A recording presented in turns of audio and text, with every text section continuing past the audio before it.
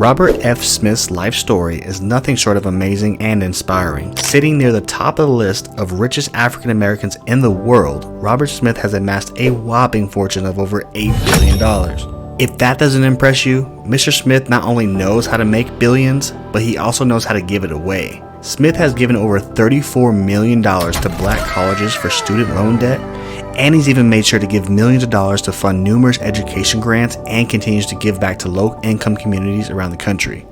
In today's video, you'll get to look directly inside the mindset of a billionaire like Robert Smith.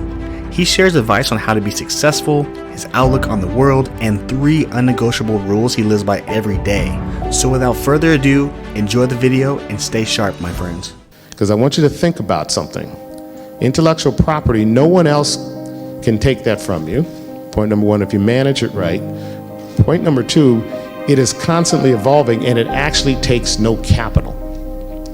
If I want to go into real estate business, it takes me a whole lot of money to go buy a building and get in the real estate business.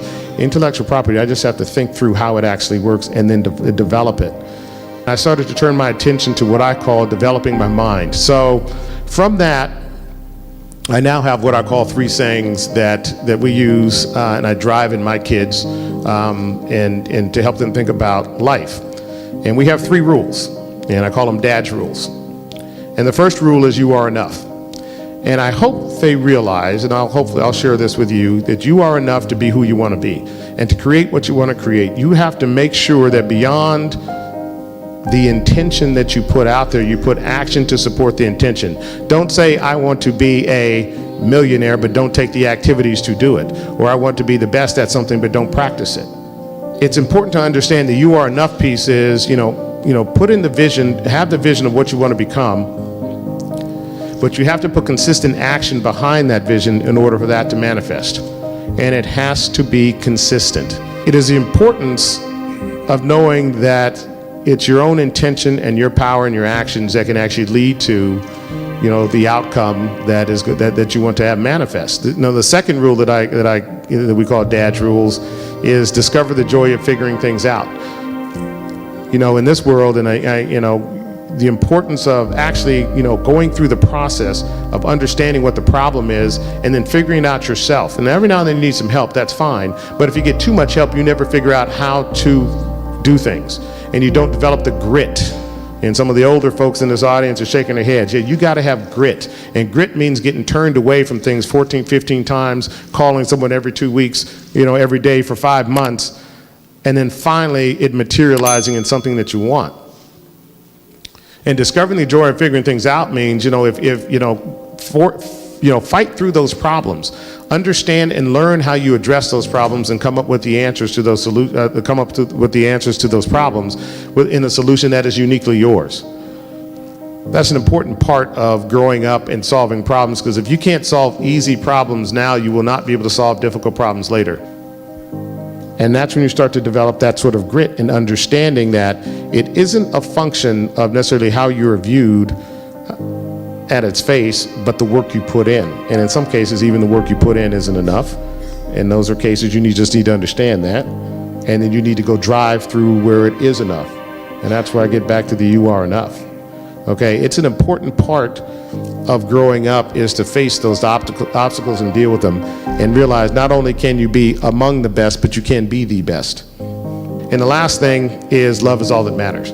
You need to make sure that you love yourself, your family, and those in your community, but you cannot let that love hold you back, but you have to let that love empower you. What are the same 3 daily habits you have had before and now since you have become successful to keep pushing forward with your eyes on the prize? The most important habit that I have is to think deeply about what it is I want to accomplish and speak that clearly into the universe. You have to do that in a way, frankly, that doesn't prohibit outcomes that you may not like, but may be better for you. And I'll give you an example. I remember there was one investor who I just wanted them to be an investor in my fund because everyone told me they were great and they were big and all that sort of thing. And ultimately turned me down, and they still have turned me down to this day. It's kind of interesting. Now they're coming back, so we really want to be big in your fund. But those who actually, took money from that investor ran into problems for the next 3 years because they actually had problems in the way they did things. right? And so following what I'll call the instinct of knowing God gave me what I needed at the time that I needed it, and what I didn't need was them as an investor, because they probably would have caused me problems, okay, for decades to come. So the first one is think clearly, speak it into the universe, and be willing to accept the outcome in the form that it manifests, as opposed to trying to shape it. So that's kind of the first thing. The second thing is be willing to do everything in your organization that everyone else does. And I tease everyone in my company, like, I'm better at every one of their jobs than they are. And I should be.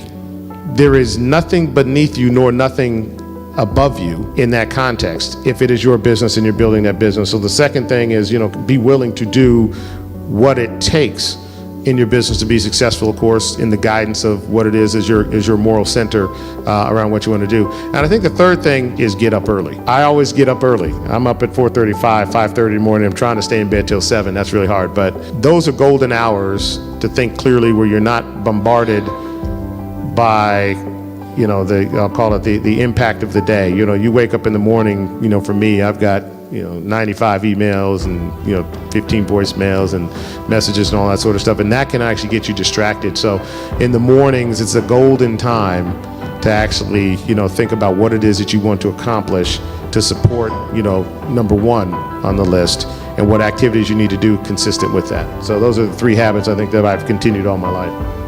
How much of your success do you give to God, and do you tithe? It's a great question. So the question around how much of it do I give to God, all of it. Because here's what you have to understand, and what I understood early on in life, was when I really think about and talk about the manifestation of my life, it's a manifestation of prayer. Okay? I put deep prayer in every single moment of every day about what I want to manifest in my life.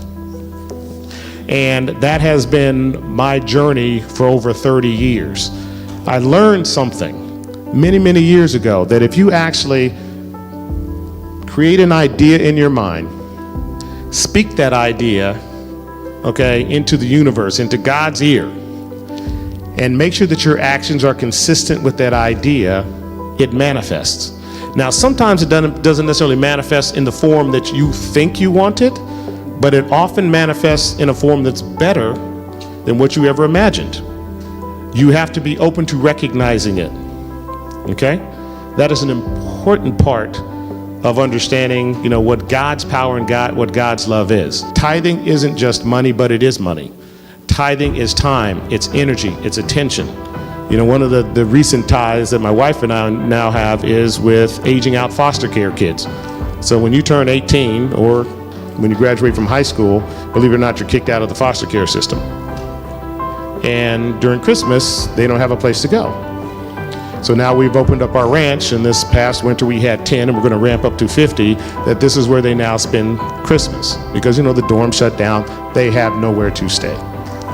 So as you all think about tithing, you have to think about the resources that you have. Sometimes you may not have money to tithe, but you may have an extra bedroom over Christmas that a foster care child can sleep in, and not have to go to a homeless shelter or be subjected to the abuses that happen when you are working to go through college and have nowhere to stay.